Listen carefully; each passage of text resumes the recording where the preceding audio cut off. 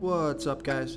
This is Chris from DraftDashboard.com. Here are my fantasy football starts and sits for NFL Week 1. Before I get started, please drop a like on this video and hit that red subscribe button And hit that bell icon. so you don't miss our new videos. In this video, I'm going to go over each position and give you my fantasy football starts and sits for NFL this week. This should help you decide who you want to start in your season-long fantasy football leagues. And we will show you how to use the Draft Dashboard tools to dominate your season-long fantasy leagues. You can find waiver wire targets, get player point projections, find the best positional matchups. We also post a cheat sheet with the top 10 fantasy football players to start for each position, and we have the best and worst wide receiver cornerback matchups posted as well. We have it all right here, so let's get into it.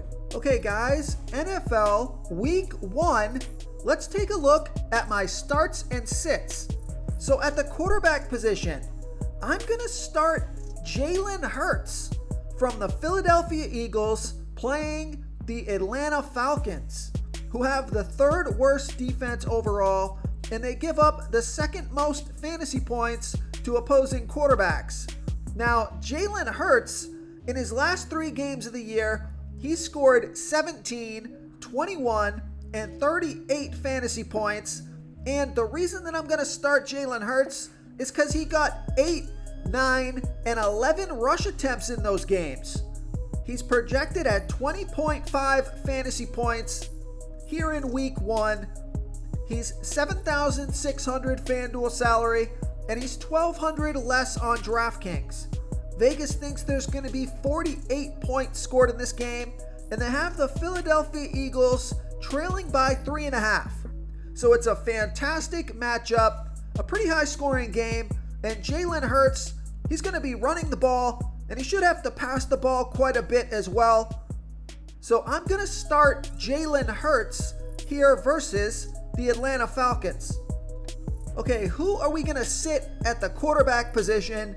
Now, I only recommending sitting this guy if you have a better option, but I'm going to sit Justin Herbert from the LA Chargers playing the Washington football team, who had the third best defense overall and the fourth best defense against quarterbacks. Justin Herbert, he was pretty good last year. He averaged 22.9 fantasy points per game on the season, and he scored 33, 17, and 28 fantasy points in his last 3 games. He rushed the ball 6, 4, and 4 times in those games. He's projected at 20.8 fantasy points here in Week 1. He's 7,600 FanDuel salary and 900 less on DraftKings. Vegas thinks there's going to be 44.5 points scored in this game, and they have the LA Chargers favored by 1.5. So now look, if you don't have another quarterback on your roster to start, go ahead and go with Justin Herbert, but this is a tough matchup in a low-scoring game. So if you have a quarterback with a better matchup, I'm going to sit Justin Herbert here versus the Washington football team. Okay, let's take a look at the running back position. I'm going to start Joe Mixon from the Cincinnati Bengals playing the Minnesota Vikings, who have the 7th worst defense overall, and they give up the 4th most fantasy points to opposing running backs. Joe Mixon, he averaged 14.9 fantasy points per game on the season last year. He got an average of 19.8 rush attempts and 4.3 pass targets. So he's getting a ton of volume. He's projected at 15.1 fantasy points here in Week 1. He's 7,200 FanDuel salary and 1,000 less on DraftKings. Vegas thinks there's going to be 48 points scored in this game, with the Cincinnati Bengals trailing by 3.5. So this is a fantastic matchup, and even if the Bengals fall behind, Joe Mixon should still get plenty of pass targets. So I'm going to start Joe Mixon here versus the Minnesota Vikings. Okay, who are we going to sit at the running back position?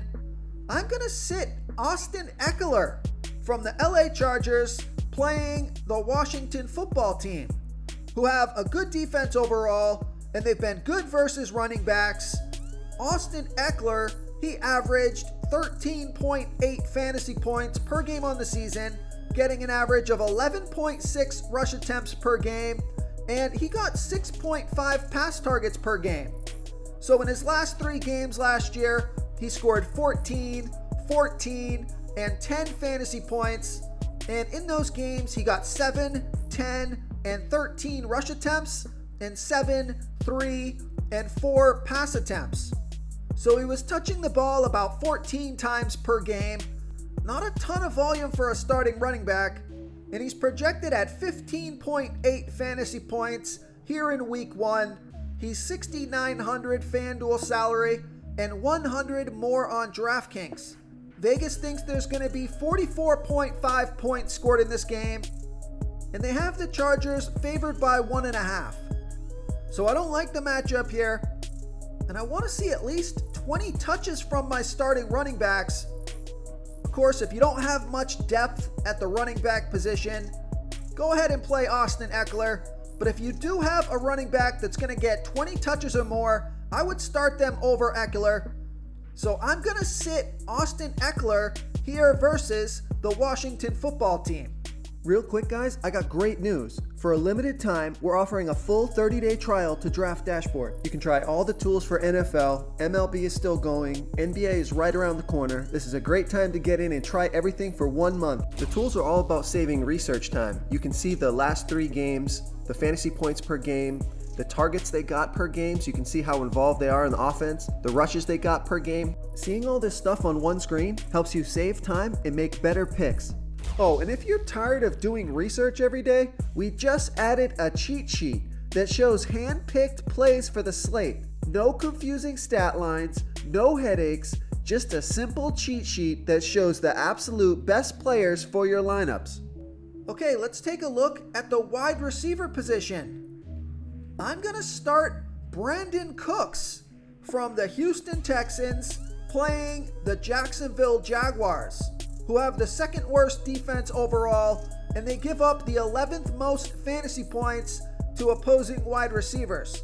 Brandin Cooks, he averaged 12.8 fantasy points per game on the season, and he got an average of 7.9 pass targets per game. But take a look at his last couple of games last year. He scored 34 and 24 fantasy points in his last 2 games, off of 16 and 10 pass targets. He's projected at 10.6 fantasy points here in week 1. He's $6,300 FanDuel salary, 1,000 less on DraftKings. Vegas thinks there's going to be 44.5 points scored in this game, with the Houston Texans trailing by 3.5. So I want to see if Brandin Cooks can continue that momentum that he left off with last season. If he can get 10 pass targets or more, he should be a pretty good start for you here in week 1. He's got a good matchup, and the Houston Texans could fall behind here. So I'm going to start Brandin Cooks here versus the Jacksonville Jaguars. Okay, who are we going to sit at the wide receiver position?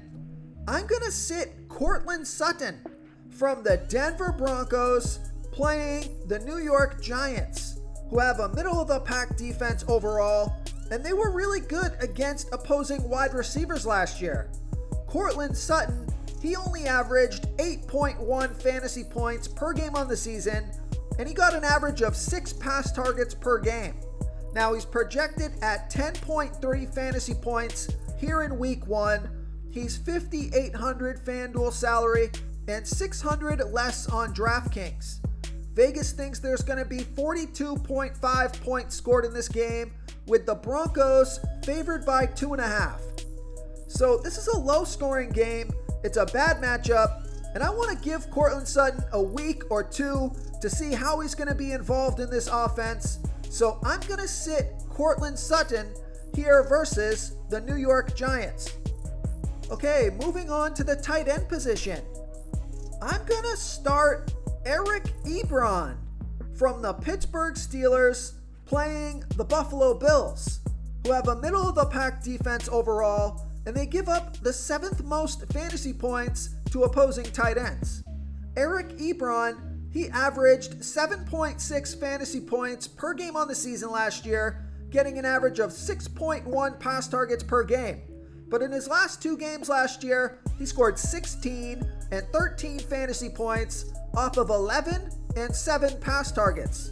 He's projected at 6.1 fantasy points here in week 1, but I think he can score 10 fantasy points or more, and he's $5,200 FanDuel salary. He's $1,300 less on DraftKings.